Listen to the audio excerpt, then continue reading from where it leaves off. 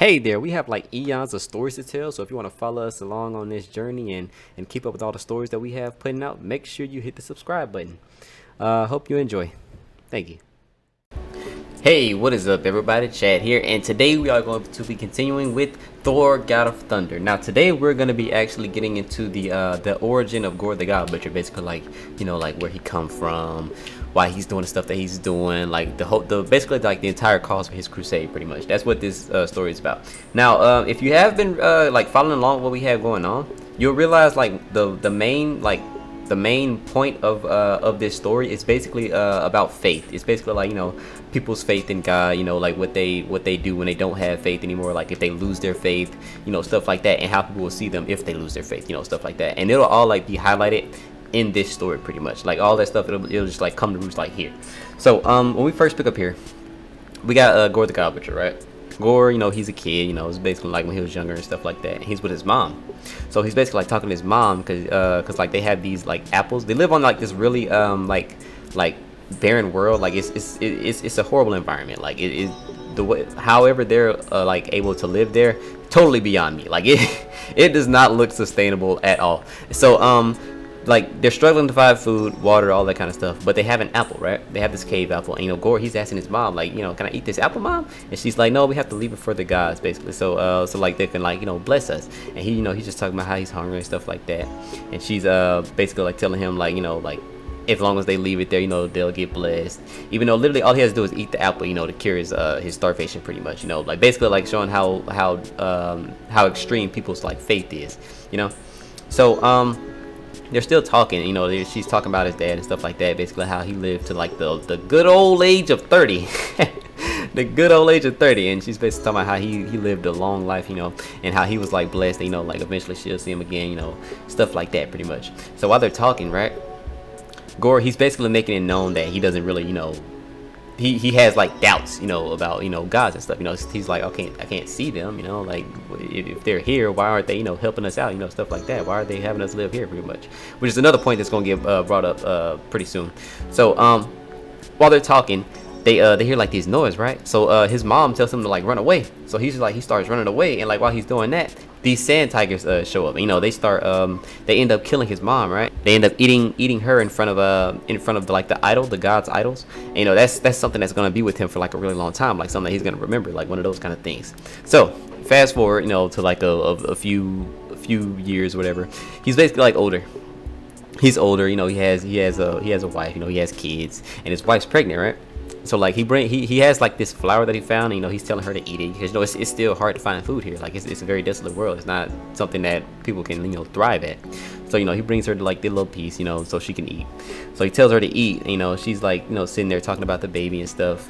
And basically what happened is like he's like basically saying that they have to leave, basically, because they can't stay there. Only thing they find there is like worms and stuff. There's not food or water in there. They have to leave the cave. So he's like telling her that, and like while he's telling her that, he's basically like going over his like his disbelief again, pretty much. Saying that because she's like throwing her extreme like belief in gods, like trying to basically say that like everything will be okay because gods are gonna help him out. So basically like they start hearing this sound again, and basically like the ground, it like splits open, and his wife and his unborn kid both fall into their deaths. They both just died.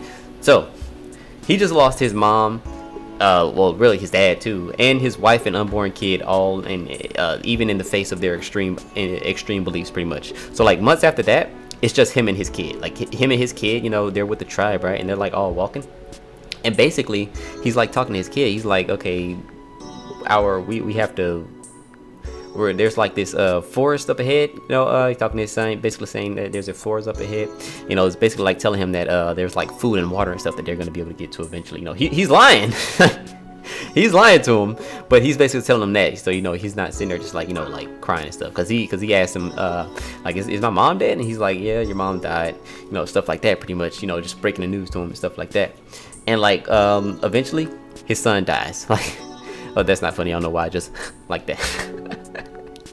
That's not funny. But no, like his son dies, right? And like he's just sitting there. He ends up like burying his son And like when he does that, the tribe leader, right? The tribe leader, this dude's a dickhead. The tribe leader, he walks up and he's like, "Why did you bury him? You need to hang him from the tree, you know, so the gods can come down and, you know, bring him up to the stars, you know, stuff like that."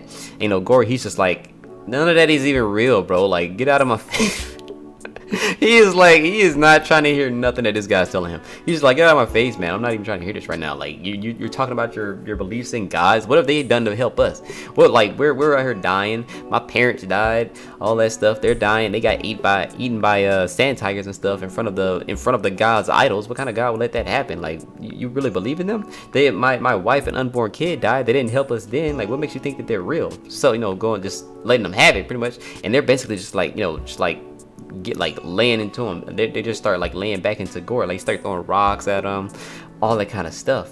And like basically like they're basically gonna try to like throw out the idea of eating him, but the tribe leader, he's like, "No, like this dude is tainted, like we can't eat this guy." And they end up just like banishing him, right? So they banish him, and, you know, he ends up going off on his own, right? He ends up like going off on his own, right? So when he goes off on his own, you know, he's like on the brink of death. You know, he hasn't had any food, water, you know, everything's scarce. So like he looks up and like he sees like this sparkle, right? There's like this huge like bright light in the sky, and like it just comes flying down to the ground. It just like smacks into the ground. So he walks over there and he just like looks down, and there's these two gods laying in there. They just got done fighting pretty much. There's a golden god and a black god. The black god, he was killed. Well, not really, but, you know, like we'll get to there when we get there. But yeah, he was quote unquote killed. And so like this golden guy, right? You know, he's badly wounded. He's like on the brink of death, and he's just like, "Gorr, you help me." Well, he doesn't say Gorr. He doesn't know who he is. He's like, "Help me." And Gorr, he's just like shocked. Like he is like, and he's just like, "Help you? Why would I help you? My parents died. They died in front of your idol. What did you do for what did you do for them? Like, you just let them die. My wife and unborn kid died. My other kid died. I had to bury him. No, y'all didn't do anything to help us. We've been living on this world with no food, water. This isn't something for us to thrive in. You just left us here. Like, no, like you didn't do anything to help me. So why would I help you right now?" And like while he's doing that, he's just like going off on this god, right? The guy's just sitting there, just like taking it, and like the like this black goo from the black god that died, it like starts forming around Gorr, right? It like forms into his hand, and it like forms like this little spiky rock. Gorr uses that rock and he kills the golden god. And like when he does that, he's like, "Oh, well, I wonder if there's more of these guys." And he like looks up, he's like, "Okay, there's probably more of them." He uses the black goo, right? And he like forms wings, and he just like sets off to go and find some more gods. And that is basically where Gorr the God Butcher is. Like, that's where he comes from. That is his origin. That is why he is doing the things that he does. The crusade that he is on, this is the reason behind that. Basically, his life sucked. Like that's basically it's kind of messed up to say, but his life sucked. That's basically like what's going on. So if you enjoyed the story, leave a like. If you're new to the channel, subscribe, and I'll see you on the next one.